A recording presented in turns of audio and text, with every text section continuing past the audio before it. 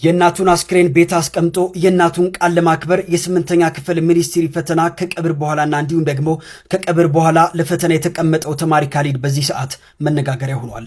ይህ በምስሉ ላይ የምትመለከቱት ታዳጊ ካሊድ ይባላል። 14 ዓመቱ ሲሆን ከሁለት ታናናሽ ወንድሞቹ ጋር በሸገር ከተማ አስተዳደር ኤካ ጣፎ ክፍለ ከተማ ከናቱ ጋር ይኖራል። ካሊድ ከናቱ ጋር ሲኖር ወላጅ አባቱ ከነርሱ ርቆ ሌላ ትዳር መስርቶ ጅጅጋ ከተማ ይኖራሉ። ካሊድ ሰሞኑን እናቱ ታመው በነበረበት ወቅት እኔ አንድ ነገር በሆን ምንም ቢፈጠር የለፋህበትን ፈተና እንዳታቋርጥ ብለው ቃልም ያስገቡታል። እናትም በነጋታው የስምንተኛ ክፍል ፈተና ሊሰጥ ሰዓታት ሲቀረው ህይወታቸው ያልፋል። ካሊድ በእናቱ ሞት ከፍተኛ ሐዘን ቢሰማውም ለእናቱ የገባውን ቃል አክብሮ የእናቱን አስክሬን እቤት ጥሎ የጠዋት ፈተናውን ተፈተነ። ካሊድ ከሰዓት እናቱን አልቅሶ ቀብሮ ተመልሶ የከሰዓት ፈተናውንም ተፈተነ። የዚህ የ14 ዓመት ታዳጊ የህይወት ፈተና ብዙዎችን በሐዘን ማስለቀሱን ዳጉ ጆርናል ዘግቧል። በዚህ ጉዳይ እናንተስ ምን ትላላችሁ? ሐሳባችሁን አጋሩኝ። እናቴ ቃልሽን አላጠፍኩም። የእናቱን ቃል ለማክበር የእናቱን አስክሬን ቤት አስቀምጦ ፈተና የሄደው ልጅ በርካቶችን ልብ ሰብሯል።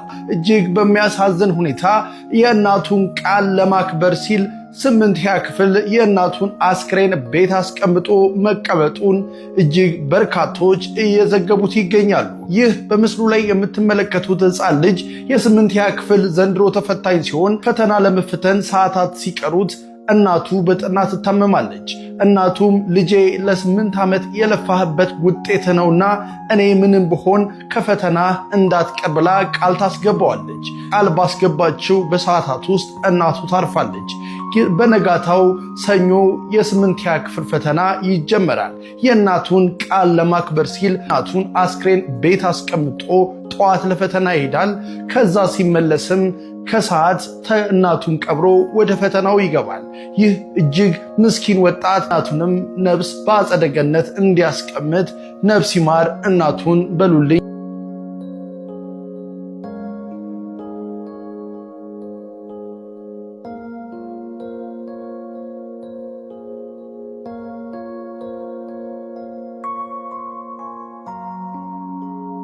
እኔ ጠንካራ ነኝ፣ በጥንካሬ ብዙ ነገር አልፌያለሁ የምትሉ ሰዎች የዚህ ልጅ ታሪክ ስትሰሙ ጥንካሬያችሁን ትጠራጠሩታላችሁ። ይሄ ታዳጊ የ14 ዓመት ልጅ ነው፣ ካሊድ ይባላል። በጣም የሚገርማችሁ እናቱ በጣም ታሞበታል። እሱ ደግሞ ለሚኒስትሪ ፈተና ደፋ ቀና እያለ ነበረ። እናቱ ይህን ስለተመለከቱ እኔ እንኳን ብሞት የሚኒስትሪን ፈተና እንዳታቋርጥ ብለው ቃል ያስገቡታል። ልጁም የእናቱን ቃል ይቀበላል። እንደምትመለከቱትም የሚኒስትሪ ቀን እናቱ ሌሊት ያርፉበታል። እሱ ግን የእናቱን ቃል ለማክበር ጠዋት ተነስቶ ሚኒስትሪውን ከተፈተነ በኋላ ድጋሚ ከከሰዓት እናቱን ድጋሚ ቀብሮ ሚኒስትሪውን ሄዶ ፈተናውን ጨርሷል። አባቴ አንተ ታዲያ ጠንካራ ነህ? እንደዚህ ልጅ የእናትን ሬሳ አቤት አስቀምጠ የትስ ቦታ ሄደ እንደዚህ አይነት ነገር ትጋፈጣለህ? አይምሮ ውስጥ እሺ ይላል። ለማንኛውም የዚህ ልጅ መልካም ውጤት ብየዋለሁ። ይህንን ምንጭ ያገኘሁት እንግዲህ ዘ ጉርሻ ፔጅ ላይ ነው። ለማንኛውም ጥንካሬውን ስላደነኩት ነው እዚህ ላይ ይዤላችሁ የመጣችሁት። እናንተስ ለዚህ ጠንካራ ልጅ ምን ያህል ትሰጡታላችሁ? ኮመንት ላይ ያስቀምጡት።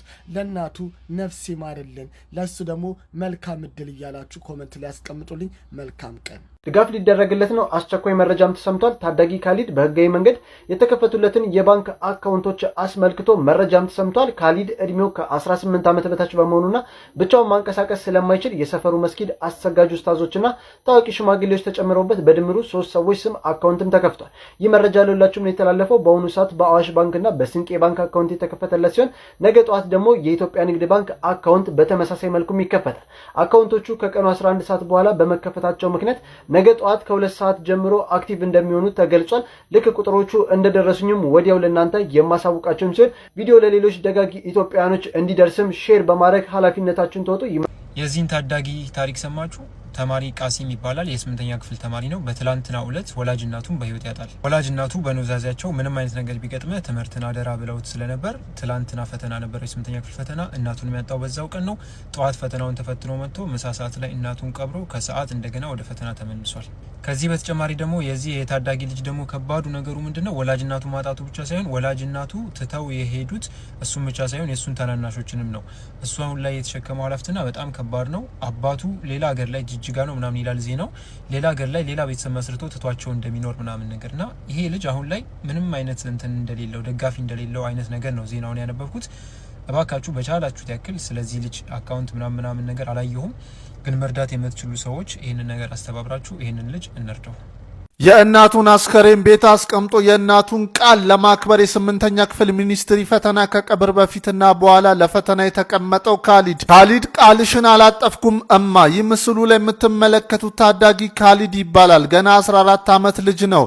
ከሁለት ታናናሽ ወንድሞቹ ጋር በሸገር ከተማ አስተዳደር ኤካ ጣፎ ክፍለ ከተማ ከእናቱ ጋር ይኖራል። ካሊድ ከእናቱ ጋር ሲኖር ወላጅ አባቱ ከእርሱ ርቆ ሌላ ትዳር መስርቶ ጅጅጋ ከተማ ላይ ይኖራል። ካሊድ ሰሞኑን እናቱ ታሞ በነበረበት ወቅት እኔ አንድ ነገር ብሆን ምንም ቢፈጠር አመት የለፋበትን ፈተና እንዳታቋርጥ ብለው ቃል ያስገቡታል።